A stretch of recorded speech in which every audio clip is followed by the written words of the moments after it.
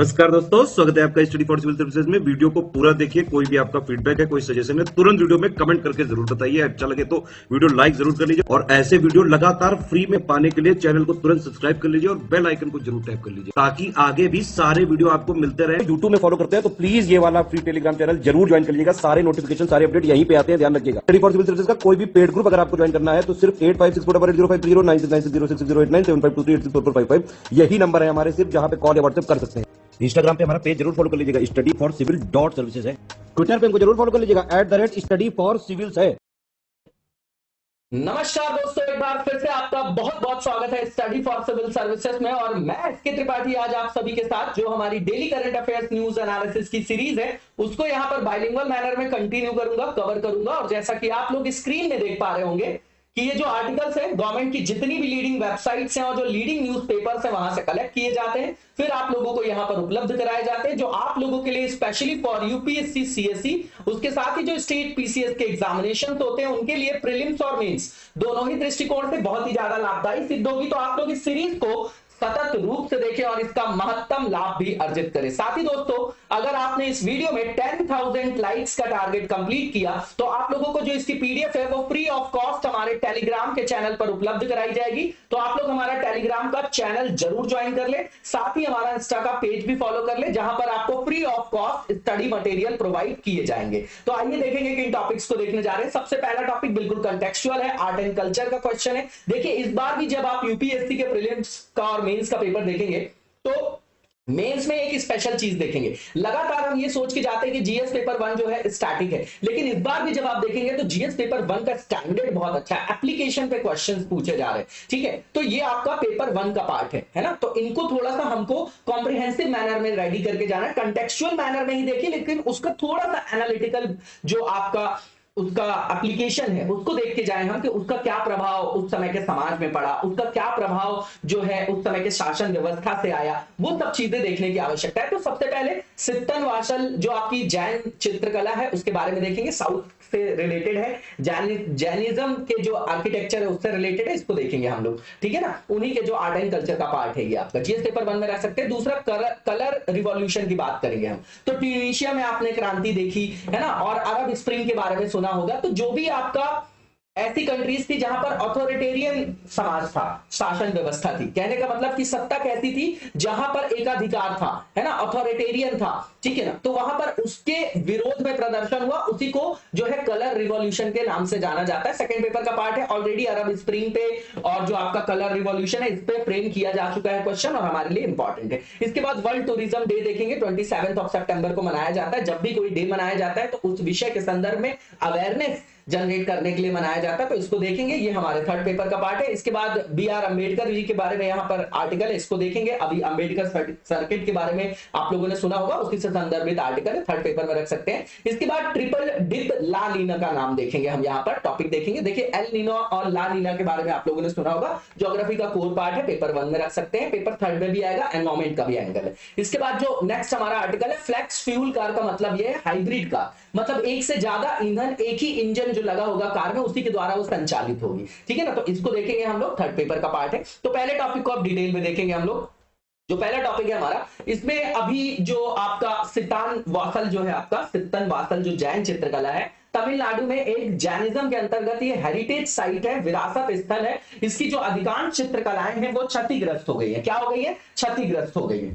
तो इसके बारे में बताया गया कि यहाँ पे जो बहुत सारी चित्रकलाएं थी क्षतिग्रस्त हो गई हैं, डैमेज हो गई हैं, है ना। तो ये हमारे जो है आपका आर्कियोलॉजिकल सर्वे ऑफ इंडिया उसने बताया, तो उसकी डिजिटल जांच वगैरह शुरू की गई, इसलिए चर्चा में आया। तो ये हमारे लिए इंपॉर्टेंट हो गया। ये साइट कहां पर है? तो तमिलनाडु में है। पहली चीज, कैसी है ये, आपकी किस धर्म से बिलोंग करती है? तो जैनिज्म से बिलोंग करती है, और ये रॉक कट आपकी केव है। ठीक है ना। इसके बाद इसको किसके द्वारा संरक्षित किया गया, सबसे इंपॉर्टेंट ये है, तो पल्लव जो राजा थे महेंद्र वर्मा, उनके द्वारा इसको संरक्षित किया गया। बाद में जो पांड्य शासक थे इन्होंने भी इसको पैट्रोनेज दिया। ठीक है, इसमें यहां पर आप देखेंगे तो जैन स्कल्पचर भी है, कार्व्ड वॉल इमेज भी है आपकी, है ना, जो नक्काशीदार आपकी दीवार में चित्रकलाएं बनाई जाती है, और भित्ति चित्रकला भी यहां पर है। इसके बाद यहां पर आप देखेंगे तो गर्भगृह भी है, जिसको आपका पवित्र स्थल बोला जाता है, सैंक्टम सैंक्टोरम बोला जाता है। ठीक है, इसके बाद सेमी हॉल जो है इसका अर्ध मंडप, उसके बाद मुख मंडप भी है, फ्रंट हॉल जिसको बोला जा रहा है। ठीक है, इसके बाद ये जो एडिशन किया गया था किसके द्वारा किया गया था, तो पांड्य शासकों के द्वारा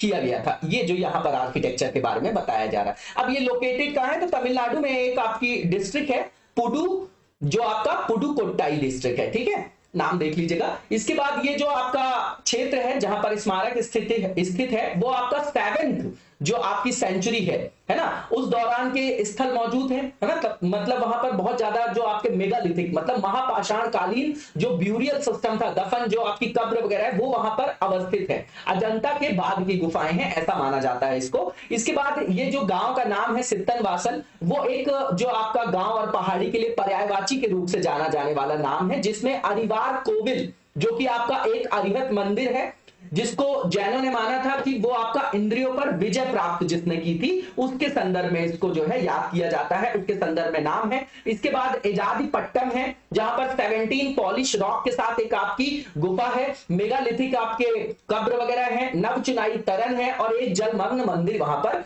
स्थित है। तो ये नॉर्मल सी चीजें रटना नहीं है, नॉर्मल सी चीजें देख के जाना है। और इसको जो है पांड्य डायनेस्टी जो आपका पांड्य शासक थे है ना, उनका भी संरक्षण प्राप्त था। टेक्निक कौन सी यूज हुई है, तो फ्रेस्को सेको टेक्निक है आपकी, दीवार को जो गीला करके जैसे प्लास्टर करके जिससे दीवार तैयार की जाती है ना, तो दीवार पे ये जो है चित्रकला वगैरह की ये तकनीकी जो है ये यूज की जाती है, ठीक है ना। तो ऐसी प्रक्रिया में जो गीला प्लास्टर होता है उससे दीवार तैयार की जाती है। इसमें जो रंग वगैरह यूज होता है उसमें जैसे आपके खनिज तत्व हो गए है ना, जो प्लांट के जो आपके डाइज वगैरह होते हैं उसका यूज करते हैं, जैसे आपका लाइम हो गया, लैम्प ब्लैक हो गया, क्ले पिगमेंटेशन हो गया, ठीक है ना, उसका यूज करते हैं। और इसमें पीले रंग के लिए गेरू और भूरे और हरे रंग के लिए टेरेवर्टे का भी यूज किया जाता है। कंपोजिशन देखे पेंटिंग की तो बिल्कुल नॉर्मल सी है। पहली चीज तो ये कि यहाँ पे जो सीलिंग पेंटिंग्स हैं, जो पेंटिंग्स है, सीलिंग जो पेंटिंग्स है वो आपकी क्या है, जो आपकी पेंटिंग सीलिंग में बनी हुई है वो शो करती भव्यास। इसका मतलब ये है कि जो मोक्ष या आध्यात्मिक मुक्ति प्राप्त करने वाली जो श्रेष्ठ आत्माएं हैं उनको ये प्रदर्शित करती है।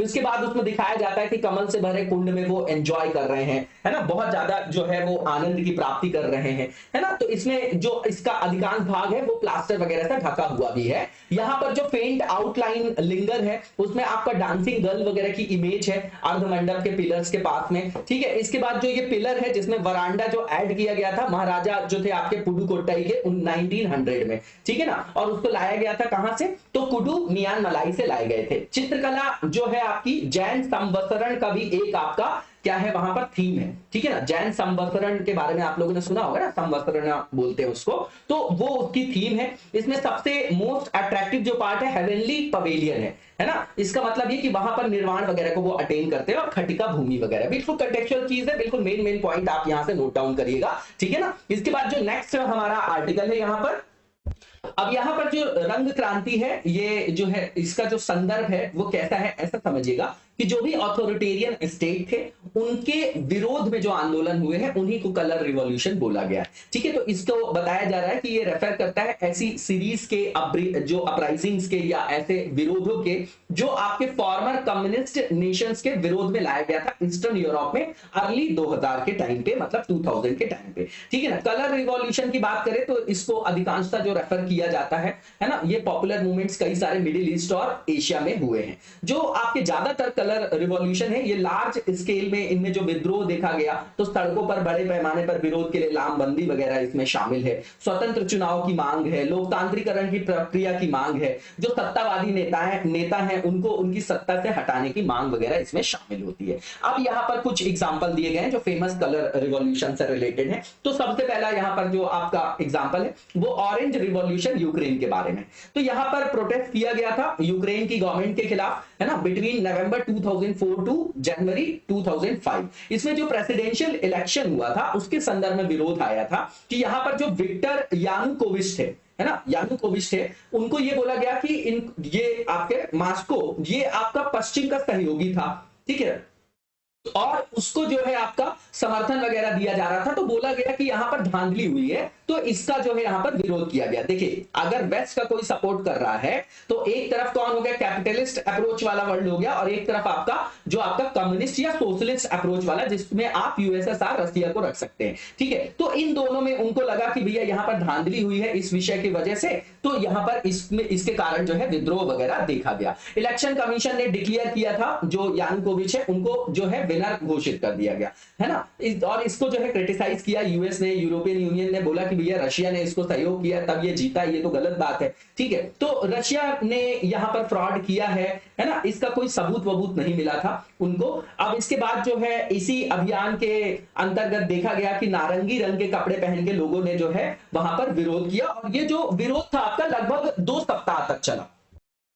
अब यहां पर अगर आप देखेंगे तो नॉर्मल सी चीज है, यहां पर कोई सबूत वगैरह नहीं मिला, यहां पर जो विरोध हो रहा था नारंगी रंग के कपड़े में हो रहा था, है ना, इसलिए भी इसको कलर रिवॉल्यूशन के रूप में जाना जाता है। इसके बाद जो है इनका जो इलेक्शन का रिजल्ट था उसको स्क्रैप भी कर दिया गया, उसको अवैध करार दे दिया गया, ठीक है। और जो है आपका यहाँ पर वापस से जब चुनाव हुआ तो जो यूशुचेंको थे, उनके जो अपोनेंट थे, वो जो है वो जीत जाते हैं 52% वोट के साथ, ठीक है। इसके बाद अगर आप देखेंगे फर्स्ट किर्गिज आपका रिवॉल्यूशन है, ठीक है, तो इसको भी जो है आपका ट्यूलिप रिवॉल्यूशन के नाम से जाना जाता है। तो ये मूवमेंट जो आपके किर्गिस्तान के प्रेसिडेंट थे अस्कर अकायेव, है ना, अर्ली 2005 में, तो उनके विरोध में चालू हुआ था, ठीक है। तो ये जो है इसके अंतर्गत भी आप देखेंगे तो जब चुनाव होता है वहां पर संसदीय चुनाव, तो जो उनकी फैमिली वाले लोग होते हैं और वो जो है जीत जाते हैं, अकायेव के जो एलाइज होते हैं फैमिली मेंबर्स, तो इसका विरोध होता है लोगों के कारण, है ना, लोगों के द्वारा जो है आपका यहाँ पर क्या देखा जाता है, विरोध देखा जाता है, इसमें धोखाधड़ी देखी जाती, बोला जाता है कि यहाँ पर बाह्य शक्तियों का हस्तक्षेप था।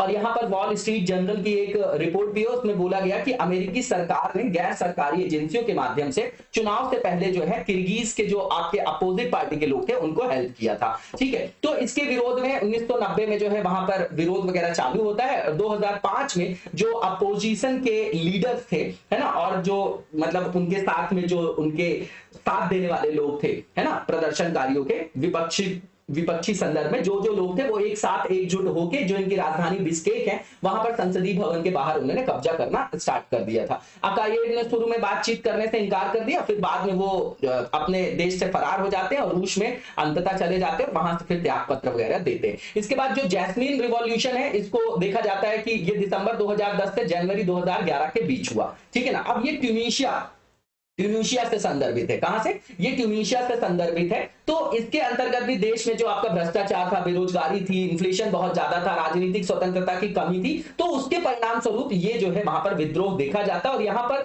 जो आपका सरकारी भवन है उसके सामने एक युवा सब्जी विक्रेता ने आत्मदाह कर लिया था। उसके बाद ही जो राष्ट्रपति थे वहां के जीन अल अबेदीन बेन अली, तो उनके विरोध में वहां पर लोगों ने जो है ये क्रांति की और उनका विरोध किया, ठीक है। और ये जो आपकी घटना थी उसने वहां पर कैटलाइजर का काम किया, ठीक है। अब ये जो आपके यहां पर देखा गया कि जो यहां पर जो क्रांति हुई तो इनका जो राष्ट्रीय आपका फूल था, है ना, उसके नाम से फिर वहां पर जो है इसको वर्णित किया गया, ठीक है। अब बाद में आप देखेंगे कि इसको जैस्मीन क्रांति के नाम से जाना जाने लग गया क्योंकि ये ट्यूनीशिया का राष्ट्रीय जो है आपका फूल भी है, ठीक है। 2011 में इनको जो है सत्ता से अलग कर दिया गया, बेदखल कर दिया गया अली को।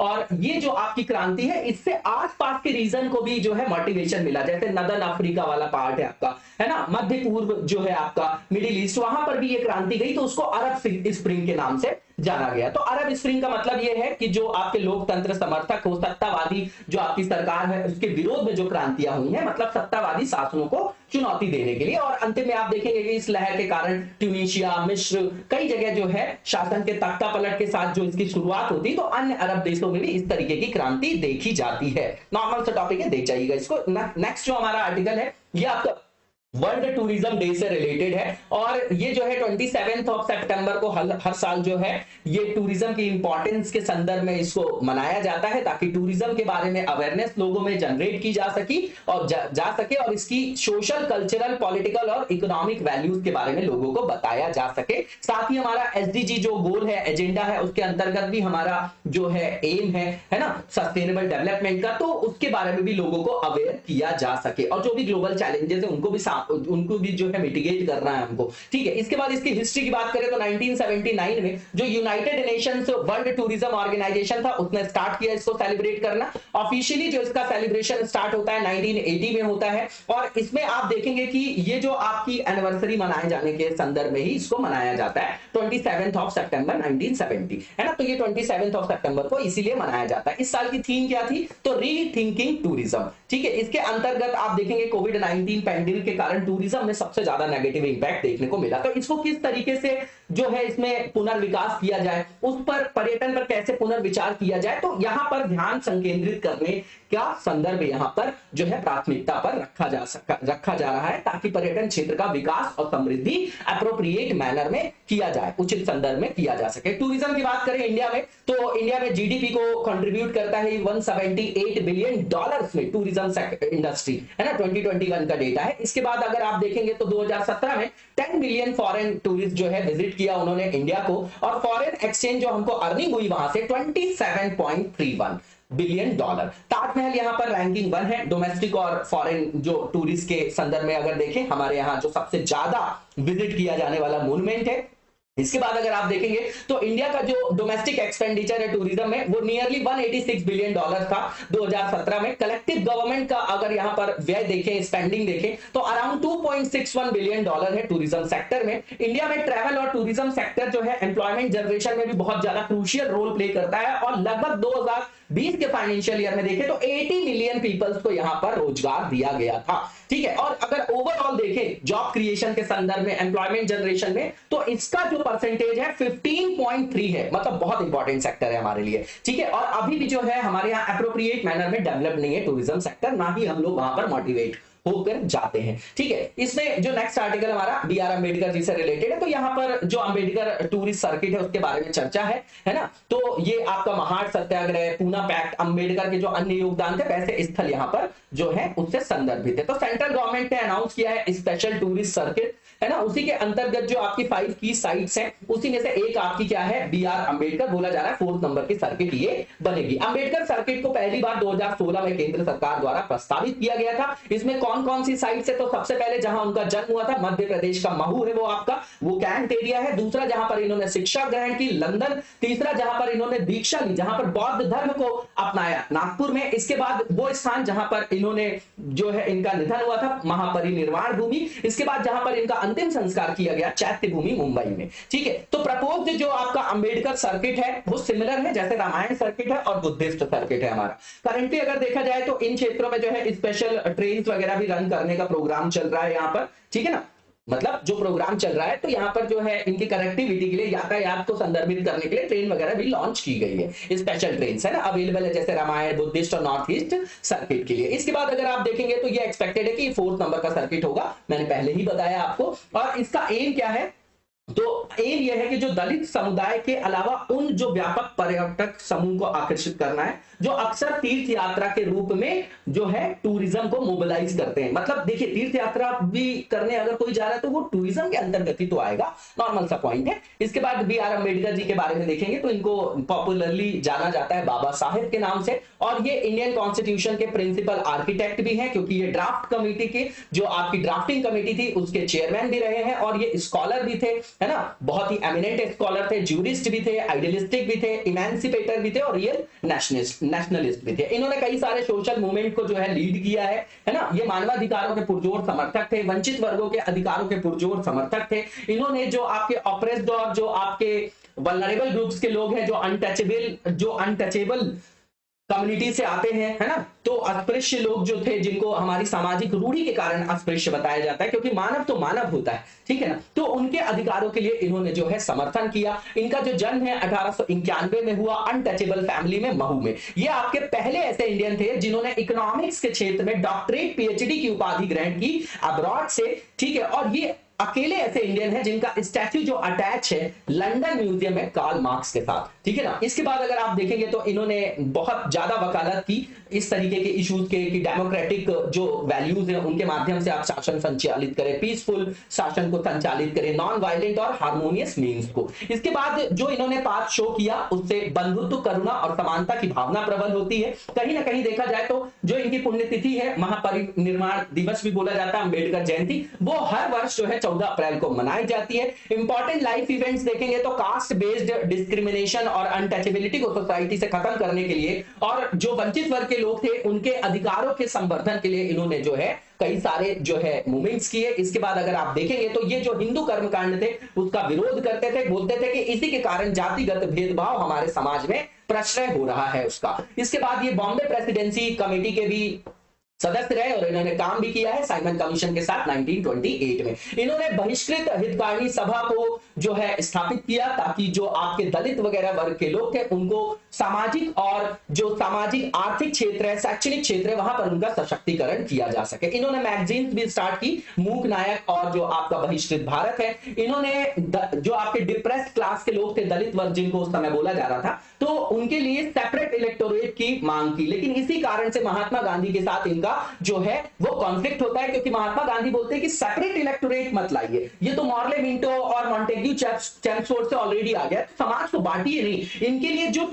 ऑलरेडी जो सीटें हैं उनमें से कुछ क्षेत्र जो है वो आरक्षित कर दीजिए। और बाद में इन दोनों के बीच में सहमति हो जाती है और जो नॉर्मल सीट थी उसी के अंतर्गत इनके लिए जो है अलग से आरक्षण की व्यवस्था करते हैं, ना कि सेपरेट इलेक्टोरेट की। उसी को पूना पैक्ट के नाम से जाना जाता है। 1936 में इन्होंने इंडिपेंडेंट लेबर पार्टी की स्थापना की, ठीक है ना, और उसको बाद में जो है शेड्यूल्ड कास्ट फेडरेशन के रूप में ट्रांसफॉर्म भी किया गया। ठीक है, ये हमेशा वकालत करते रहे कि एक मुक्त अर्थव्यवस्था लाई जाए और उसके साथ ही जो है देश का आर्थिक विकास किया जाए, लेकिन वहां पर रूपी की स्टेबिलिटी मस्ट है। इसके बाद इन्होंने बर्थ कंट्रोल को बोला कि इकोनॉमिक डेवलपमेंट के लिए सबसे ज्यादा मस्ट है, और वुमेन्स के भी इक्वल राइट्स के लिए इन्होंने जो है फोकस किया और इन्होंने उसका भी पुरजोर समर्थन किया महिलाओं के अधिकारों के लिए। ठीक है, इसके बाद यहां पर जो आर्टिकल 32 है और आर्टिकल 226 है, जहां पर रिट जारी करने की शक्ति है, जिसको कॉन्स्टिट्यूशनल रेमेडी भी बोला जाता है, इन दोनों आर्टिकल को अंबेडकर जी ने संविधान की आत्मा भी कहा है। ठीक है, इसके बाद जो जब ये लॉ मिनिस्टर थे तब इन्होंने हिंदू कोड बिल को पास करने के लिए बहुत ज्यादा सपोर्ट किया, और यहां पर जो है एक तरीके से वुमेन्स के राइट्स को जो है सिक्योर किया गया मैरिज और इनहेरिटेंस के मामले में, तो इन्होंने भी यहां पर जो है अपने महत्वपूर्ण भूमिका का निर्वहन किया। इसके बाद जो ट्रिपल डिप ला नीना है, इसके बारे में देखेंगे तो देखिए अभी रिसेंट चेंजेस देखेंगे इंडियन मानसून में, तो हमारे यहाँ बहुत ज्यादा जो है मानसून का रेनफॉल देखा गया है ना, सेंट्रल रीजन में, ठीक है ना, और सदर्न इंडिया में। तो बताया जा रहा है कि हमारे यहाँ जो आपका मानसून रेनफॉल है वो 7% सरप्लस है इस साल। ठीक है, लेकिन इसमें एक्सट्रीम स्पेशियल और टेम्पोरल जो है इनिक्विटी देखी गई, मतलब स्थानिक और समय के आधार पे, सामयिक आधार पे बहुत ज्यादा डिस्पैरिटी, असमानता देखी गई। कहीं पर बहुत ज्यादा सरप्लस है, कहीं पर डेफिसिट है। तो यहां पर आप देखेंगे कि मध्य और दक्षिणी भारत जो है वहां पर बारिश की मात्रा में बढ़ोतरी हुई है,